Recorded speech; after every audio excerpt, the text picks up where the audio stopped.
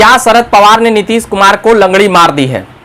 Opposition parties meeting, यानी विपक्षियों के जो दल हैं वह बैठक अब शिमला के बजाय बेंगलुरु में करने जा रहे हैं। ऐसा क्यों हुआ, किस लिए हुआ और इसकी खबर किसने दिया? यहां पर भी काफी तेजी से सह और मात का खेल चल रहा है। अब यह कहा जा रहा है कि जो पटना में बैठक हुई वह कह सकते हैं कि नीतीश कुमार और महागठबंधन के नेतृत्व में यहां पर बैठक हुई थी, मगर बेंगलोर में कांग्रेस के बैनर के तले बैठक होगी। यह ऐलान था शरद पवार का। उन तमाम मुद्दों और बातों पर बात करेंगे कि क्या नीतीश कुमार को पीछे कर दिया गया है। ऐसे कई सवाल उभर रहे हैं और ऐसे कई सवाल उठ रहे हैं कि आखिर ऐसा क्यों हुआ कि शिमला के बजाय जो 13 और 14 जुलाई को होने थे वह क्यों बंद कर दिया गया शिमला में और बेंगलोर किया गया है। आखिर किसकी चल रही है, नहीं चल रही है, उन तमाम मुद्दों पर चंद मिनटों में बात करेंगे। मगर उससे पहले औपचारिकता के लिए बता देता हूं कि मेरा नाम हुआ रविकांत और आप देख रहे हैं झकास भारत। अब मैं आता हूं मुद्दे पर।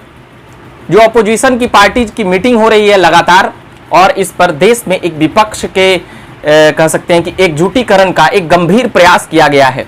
इसमें कोई शक नहीं है कि पहली बार बीते 10 सालों में विपक्षी पार्टियां एक हुई है, और जब इन तमाम पार्टियों के वोट जोड़ दिए जाएंगे तो फिर बीजेपी के लिए यह परेशानी का विषय हो सकता है और भाजपा अकेले 272 का आंकड़ा नहीं छू पाएगी अगर ये सभी एक हुए। और इन लोगों का जो फॉर्मूला है कि सभी विपक्षियों का एक उम्मीदवार होगा इस पर।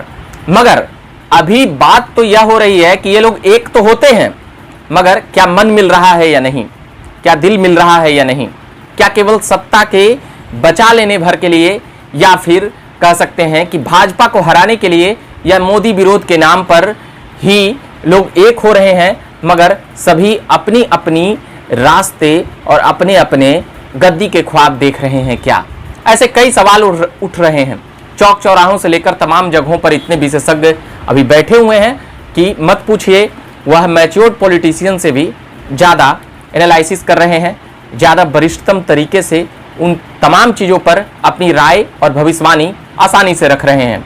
ऐसा इसलिए क्योंकि जिस नीतीश बाबू ने, कह सकते हैं नीतीश कुमार ने, जिस प्रकार से बिहार के मुख्यमंत्री ने अलग अलग राज्यों में जाकर, लगभग आधा दर्जन से ज़्यादा राज्यों में जाकर मुख्यमंत्रियों से मिलना, वहाँ के विपक्षी पार्टियों से मिलना, वहाँ के विपक्षी दलों के नेताओं से मिलना, और उसके बाद बैठक करके महागठबंधन के नियमित, या कह सकते हैं कि ऑपोजिशन जो विपक्षी दलों का एकत्रीकरण है या विपक्षी दलों का गठजोड़ है, उसे बुलाने के लिए पटना में कभी बैठक हुई दिल्ली में, मगर ममता बनर्जी ने कहा कि पटना में होना चाहिए। इन बातों को प्रेस कॉन्फ्रेंस में भी कहते हुए नजर आए कि पटना से जो चीजें शुरू होगी वह दूर तक जाती है और वह दिल्ली का तक हिला देती है। ऐसा कई बार देखा गया है।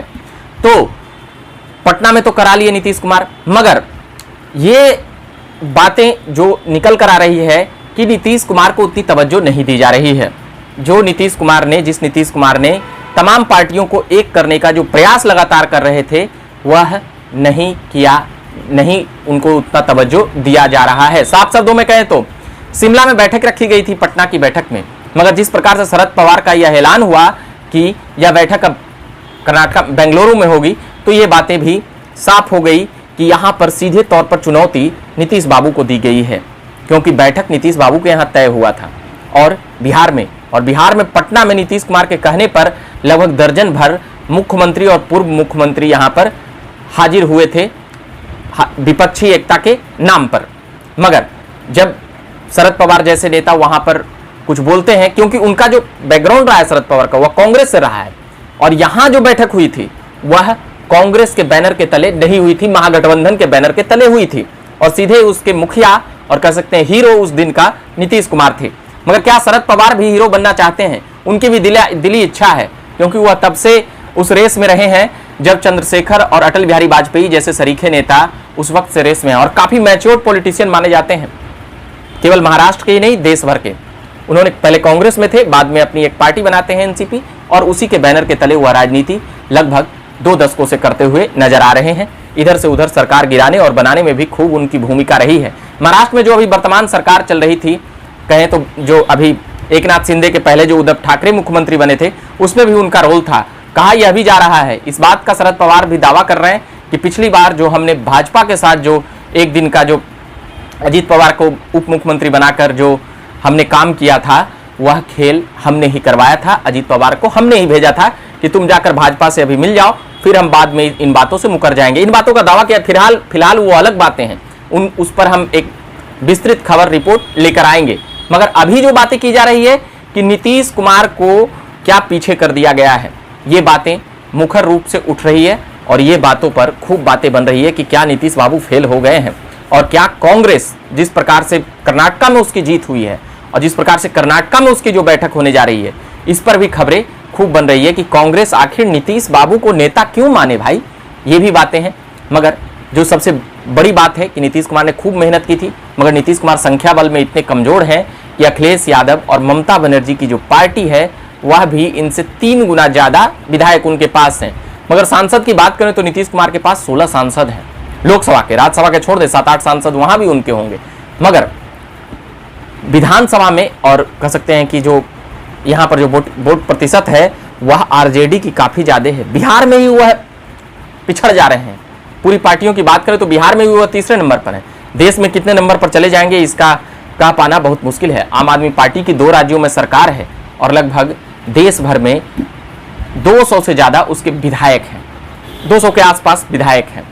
तो इन बातों को लेकर खूब सुर्खियां बनी, इसीलिए ये बातें को लेकर हमने आए और इन खबरों में आप भी जवाब दे सकते हैं कि क्या नीतीश कुमार को जो विपक्षी एकता की बैठक है उसमें उनकी बात काटने के लिए या नीतीश बाबू को पीछे करने के लिए, लंगड़ी मारने के लिए ये काम किया गया, या फिर शरद पवार अपनी सीनियरिटी दिखाने के लिए, या टूट न हो अपोजिशन पार्टियों और मीटिंग में किसी एक नेता का ना चले, इसलिए कांग्रेस भी यह दाव चल रही है। ऐसे कई सवाल उभर रहे हैं विपक्षी पार्टियों की बैठक को लेकर।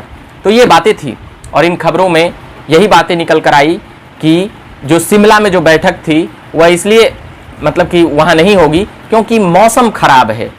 बता दें कि शिमला में बैठक तय हुई थी पटना में ही, अब बेंगलुरु में यह बैठक होगी 13 और 14 जुलाई को। अभी और देखेंगे, 2 सप्ताह समय है, 12-13 दिन समय है, इस बीच में 1.5 सप्ताह, तो इन बीच में और भी हम राजनीतिक कह सकते हैं कि लोगों का घुमाव फिराव देखेंगे। मगर जो विपक्षी पार्टियों द्वारा एक किया गया है कि हमारी जो उम्मीदवार होंगे वह एक होंगे, मगर अभी सीट शेयरिंग की बात है, कौन पार्टी कितने सीटों पर लड़ेगी, इसके लिए कई मर्तबा बैठक होगी, लोगों के मन के भड़ास निकलेंगे, लोग अपनी अपनी पार्टी का दावेदारियां, पार्टी के सीटों का दावेदारियां करेंगे। तो इन तमाम बातों में हम लगातार आते रहेंगे। फिलहाल अभी के लिए इतना ही कहेंगे कि अभी देख रहे थे आप झक्कास भारत, मेरा नाम हुआ रविकांत, धन्यवाद।